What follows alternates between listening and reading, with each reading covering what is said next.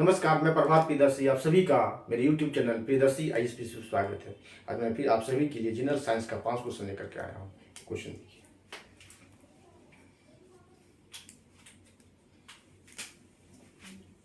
ये question BPSC 67 का question है। ठीक है कि रात के समय यह सलाह दी जाती है कि पेड़ के नीचे न सोएं, क्योंकि पेड़, ऑप्शन देखिए क्या कहता है। ये ऑप्शन ए है, ऑक्सीजन की कम मात्रा को मुक्त करते हैं। बी है, रात में हानिकारक गैस को मुक्त करते हैं। सी है, कार्बन डाइऑक्साइड को मुक्त करते हैं। और डी है, कार्बन मोनोऑक्साइड को मुक्त करते हैं। कार्बन मोनोऑक्साइड को मुक्त करते हैं। कार्बन मोनोऑक्साइड को मुक्त करते हैं। और पांचवा ऑप्शन ई लगा हुआ है, उपरोक्त में से कोई नहीं, ऑब्लिक उपरोक्त में से एक से अधिक। तो इसका आंसर हो जाएगा सी, कार्बन डाइऑक्साइड को मुक्त करते हैं। पेड़ पौधे रात में कार्बन डाइऑक्साइड मुक्त करते हैं, इसलिए सलाह दी जाती है कि रात को पेड़ के नीचे न सोएं। ठीक है, लेकिन कुछ पेड़ ऐसे भी होते हैं, कुछ पौधे ऐसे भी हैं जो 24 घंटे 24 आवर्स ऑक्सीजन मुक्त करते हैं। कुछ पौधे ऐसे भी होते हैं, कुछ पेड़ ऐसे भी हैं जो 24 घंटे ऑक्सीजन मुक्त करते हैं। तो है नीम, पीपल, तुलसी, एलोवेरा, ये सब क्या है, 24 घंटे ऑक्सीजन मुक्त करता है। तो पीपल के पेड़ के पात के नीचे, नीम के पेड़ के नीचे आप सो सकते हैं, कोई समस्या नहीं है, क्योंकि ये 24 घंटे ऑक्सीजन मुक्त करता है। ठीक है, और दूसरा क्वेश्चन देखिए कि एक वयस्क मनुष्य के दिमाग का भार होता है। ठीक है, तो एक वयस्क मनुष्य के दिमाग का भार कितना होता है? ऑप्शन देखिए, ए है 1250 ग्राम, बी है 1150 ग्राम, सी है 1350 ग्राम और डी है 1050 ग्राम और पांचवा ऑप्शन ई लगा हुआ है। तो इसका आंसर होगा सी। कितना होता है? 1350 ग्राम होता है। एक वयस्क मनुष्य के दिमाग का भार 1350 ग्राम होता है। ठीक है, तीसरा क्वेश्चन देखिए कि बायोगैस संयंत्र से निष्कासित मुख्य गैस है। ठीक है, ए है ब्यूटेन, बी है प्रोपेन, सी है इथेन, डी है मीथेन और पांचवा ऑप्शन ई लगा हुआ है। तो इसका आंसर होगा डी। कौन सा गैस? मीथेन। इसका फॉर्मूला होता है CH4। क्या होता है? CH4। और इथेन का C2H6। ठीक है, और प्रोपेन का C3H8 और ब्यूटेन का C4H10। इसका फॉर्मूला होता है। ठीक है, तो ब्यूटेन और प्रोपेन ये दोनों क्या है, कहाँ होता है? ये एलपीजी में होता है। और बायोगैस में कौन होता है? मीथेन होता है। बायोगैस में कौन कौन गैस होता है? मीथेन गैस होता है। ठीक है, बायोगैस में मीथेन गैस होता है। अब देखिए, अब चौथे क्वेश्चन पे आइए, किसके कारण पोलियो होता है? पोलियो क्या होता है? पोलियो में पैरालिसिस अटैक होता है, ज़्यादातर बच्चों में होता है। ठीक है, पोलियो किसके कारण पोलियो होता है? इसलिए पोलियो का टीका दिया जाता है।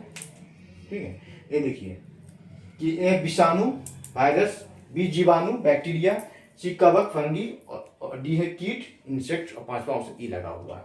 तो इसका आंसर हो जाएगा विषाणु, वायरस के कारण पोलियो होता है। ठीक है, वायरस के कारण विषाणु के कारण पोलियो होता है। या तो होता है कि दूषित भोजन से फैलता है, दूषित पानी से। ठीक है, या किसी बच्चे को पोलियो अटैक हो चुका है तो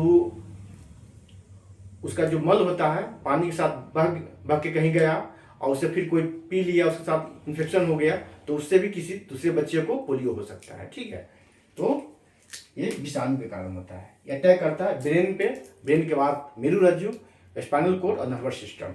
ये आता है ब्रेन पे सवाल आता है स्पाइनल कोड,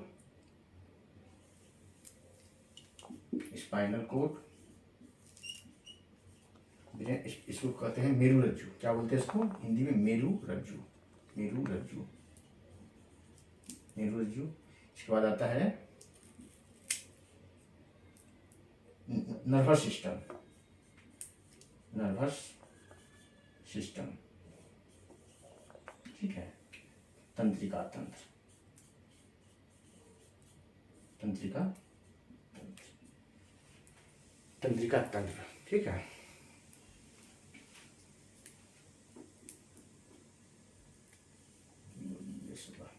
नर्वस सिस्टम, तो ये ब्रेन, स्पाइनल कॉर्ड और तंत्रिका तंत्र नर्वस सिस्टम पर अटैक करता है, जिसके कारण पैरालिसिस अटैक होता है। कमर के नीचे पैरालिसिस अटैक होता है, पाँव में पैरालिसिस अटैक होता है, ठीक है।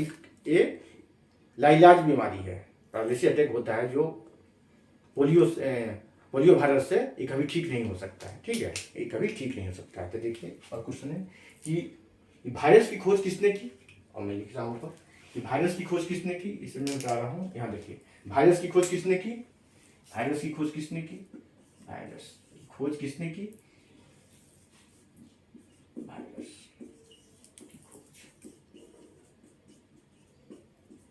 वायरस की खोज किसने की, और टीका की भी खोज किसने की, दोनों में बता रहा हूँ। वायरस की खोज किसने की,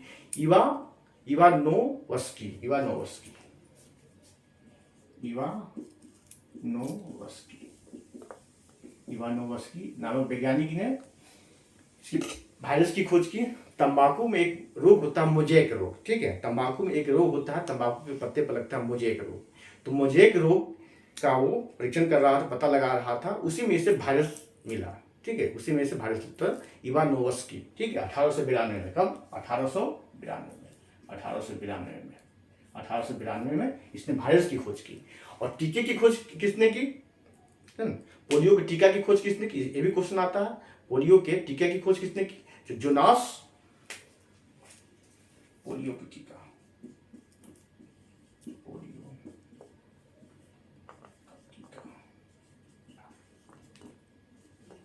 जोनास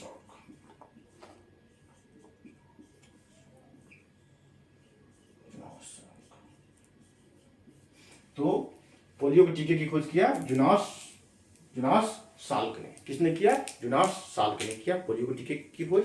और उसकी वायरस की खोज किसने किया था? इवानोवस्की 1892 में, ठीक है। तंबाकू के पत्ते पे मुझे एक रोग लगता है, उसके पता लगाने के लिए, तो उसे मिला, वायरस मिला। और वायरस के द्वारा पोलियो होता है, तो पोलियो के टीके की खोज किया जोनास साल्क ने, ठीक है।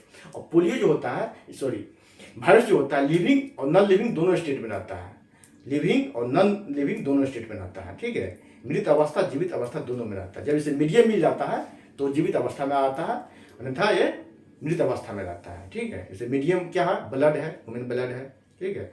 कोई अंग और ऑर्गन है, कोई बैक्टीरिया है, ये सब क्या है? उसका मीडियम कहलाता है वायरस का। जैसे मीडियम मिलते ही जीवित हुआ आता है, वैसे मृत रहता है, ठीक है। तो कहलाता है कि मृत और जीवित दोनों अवस्था में पाया जाता है वायरस।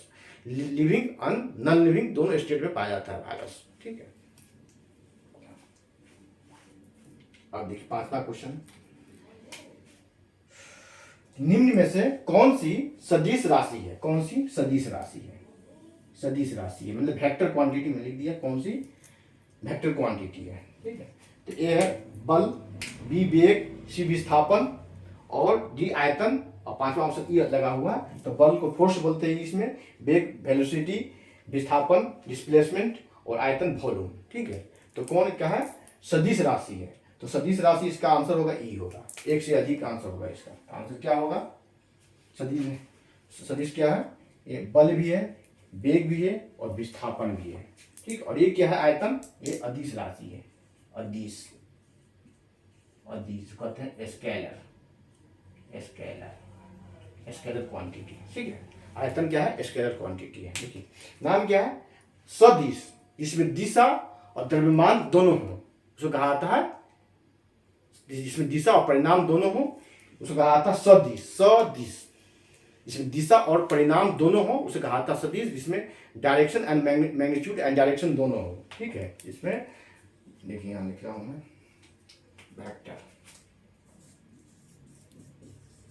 वेक्टर क्वांटिटी क्या है? Magnitude and direction,